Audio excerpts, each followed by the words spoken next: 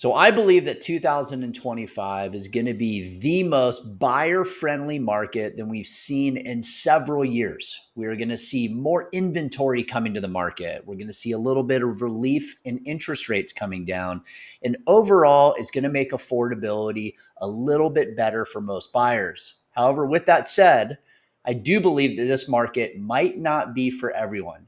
Make sure you stick around until the end to see if 2025 is going to be the year for you. I mean, I'll tell you, in 20 years of doing this, the last couple years has probably been the most challenging real estate market for buyers and for sellers. We've seen inventory levels at historical lows, and we've seen these unprecedented high interest rates that has caused a major affordability problem across the United States. Now, in 2025, I truly believe that we're going to have a more balanced real estate market, which is something we haven't seen in a really long time. From the pandemic to these high interest rates, it's been all over the board, quite frankly, the wild, wild west. And I do believe that this year is going to get a little bit more normalized. So we are starting to see inventory increase, which has been a great sign and something we haven't seen for a while. And something else that I believe is going to contribute to inventory continuing to increase are sellers that are sitting on those historical low interest rates from the pandemic, and the 2s and the 3s and the 4 start to give up those interest rates.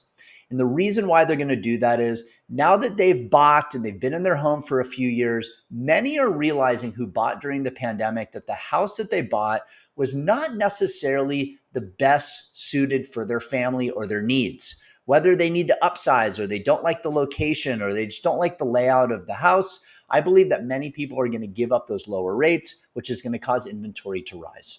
Now let's talk about home appreciation. So when I look back in 2024, appreciation is the rate in which homes will increase or conversely decrease in value over an annual basis. Now the forecast for 2024 was anything between 4.5% and 5% on a national average.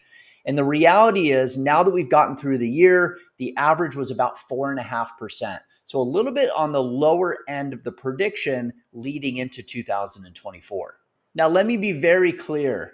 Every market is not created equal around the United States. When I give you that average, some areas, depending on where you are in the United States, maybe saw higher appreciation than that. Conversely, there are some markets that actually saw appreciation go down year over year from 2024 now into 2025. So take a look at this chart that I pulled up. There's actually several markets that year over year are seeing a decline. As you can see here, there are many areas in Florida, Louisiana, and Texas for the most part have seen year over year prices falling. Now, for example, I'm located on the West Coast. Many of my clients are in California, Oregon, Washington. And what we've seen in those markets is we have seen home values increasing. A lot of this is due to demand and obviously the lower inventory levels. These markets typically don't see much of a decline in home values due to the demand for people wanting to live on this side of the country. All right, so let's talk about interest rate, right? Our Achilles heel over the last couple years. Now, what we're looking at this year is the job market. And the job market has been something that has kept these rates where they are. If you remember going into last year, many people in my space had talked about they think that rates are going to get into the 5s in 2024. And quite frankly, we didn't see that. The average interest rate in 2024 was around 7%. And going into 2025, that's pretty much where we are at this point in time. So the reason why I bring up the job market is because interest rates are tied pretty closely to what the job market's doing. For example, if we see growth in the job market, if we see jobs being created, this is a bad thing for mortgage rates. This means that the economy is strong. Mortgage rates get really good when the economy is not in a good position. So when you hear that good news is happening with the economy, our job market has been quite resilient for the past year and a half. Because of that, we haven't really seen a big dip to interest rates. Now, the key to look for when it comes to the job market this year is unemployment. So unemployment at this moment in time hovers around 4.2%. Now, if we see unemployment get to 4.5%, which many economists feel that we can get to around 4.4 or 4.5%. If we see that, we are going to see some relief to interest rates. And again, many believe that that is going to happen as the year progresses. Now, another thing that the Federal Reserve is keeping a really close eye on is inflation. Now, the Federal Reserve has done a great job over the last couple years in bringing inflation down. At one point, we were about 8%. Now we hover around in the high twos. Now, their goal is to get core inflation at about 2%. The past 4, 5, or 6 months, we haven't seen a big move to inflation. Inflation is the key to interest rates, mortgage rates coming down. So as inflation comes down, we will also see mortgage rates come down.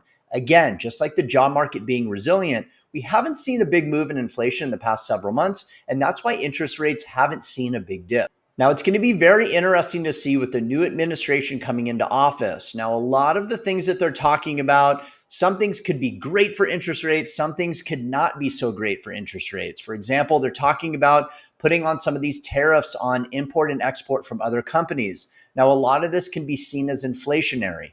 So if we start to see inflation rise a little bit, we can expect to see mortgage rates go up as well. Conversely, they are talking about some other policies as well that could be good towards inflation. So I believe that it's going to be a rocky road when it comes to interest rates. Now, my best guess or prediction of what's going to happen this year is I do believe that we see a little bit of relief. Now, I don't think it's going to be a big drop. So what is going to make 2025 a better market for a buyer or even a seller than it was in 2024? Now, I've talked about that inventory has been increasing, and that is awesome. But the reality is that's not going to be enough.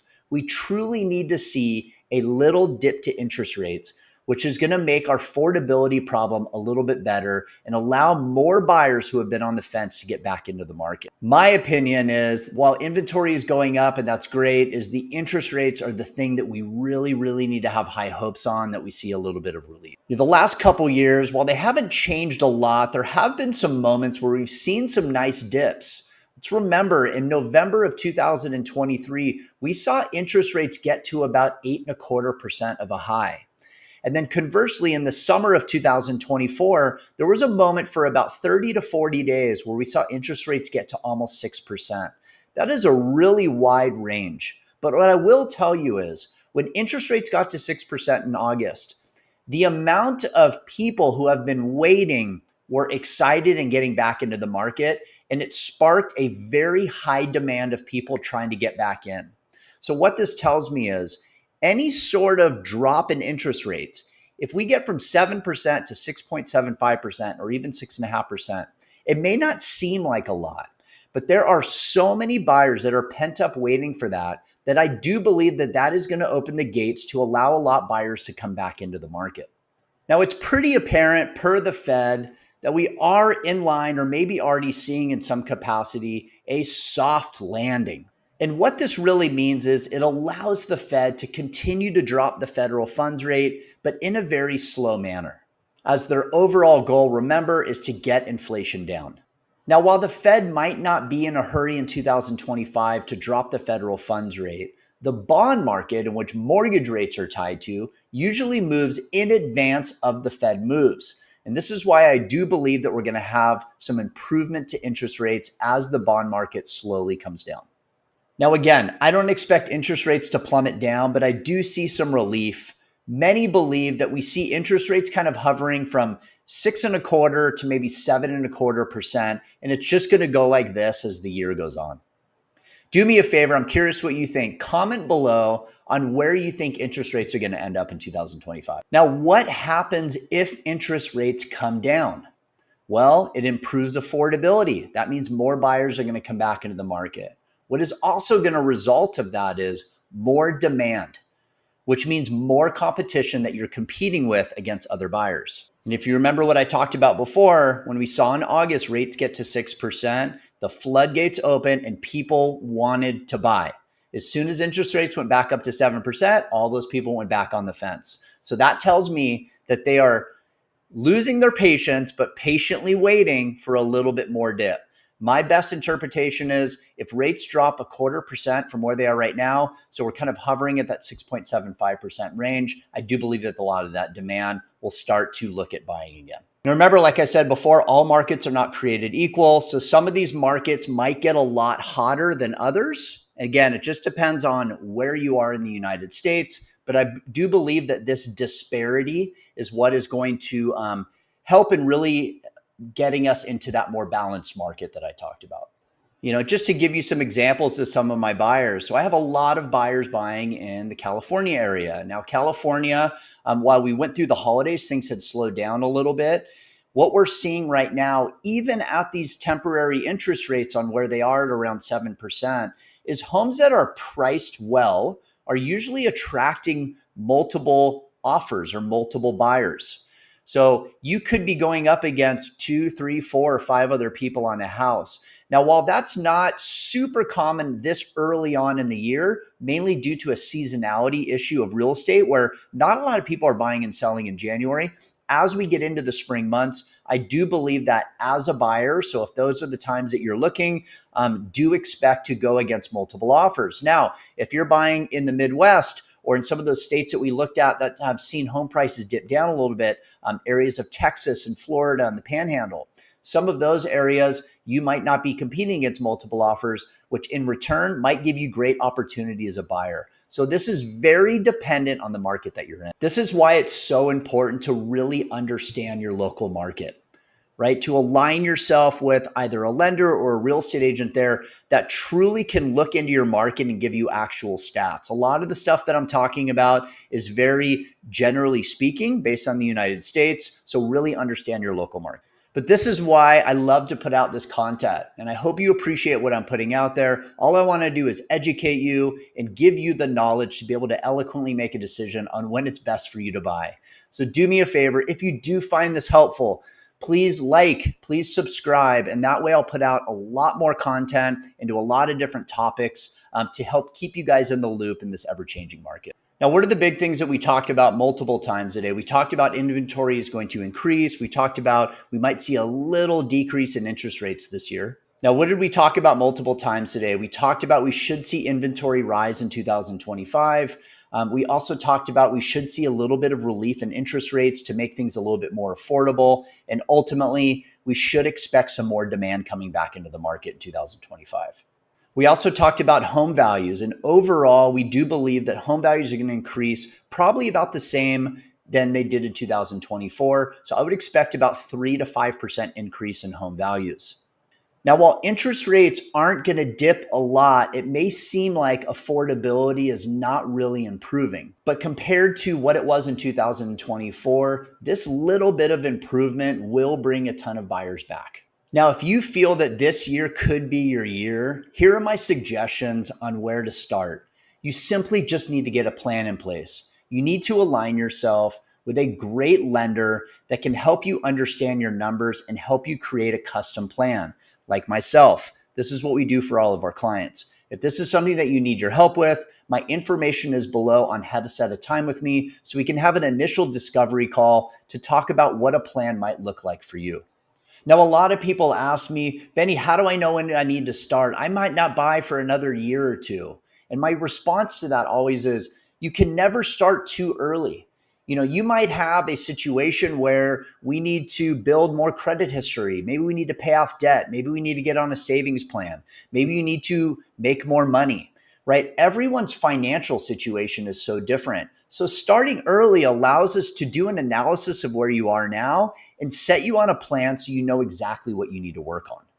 Now, listen, I'm not saying that you need to rush and go buy real estate while the demand is a little bit slow right now. But what I am telling you is, as interest rates come down a little bit, it becomes a little bit more affordable.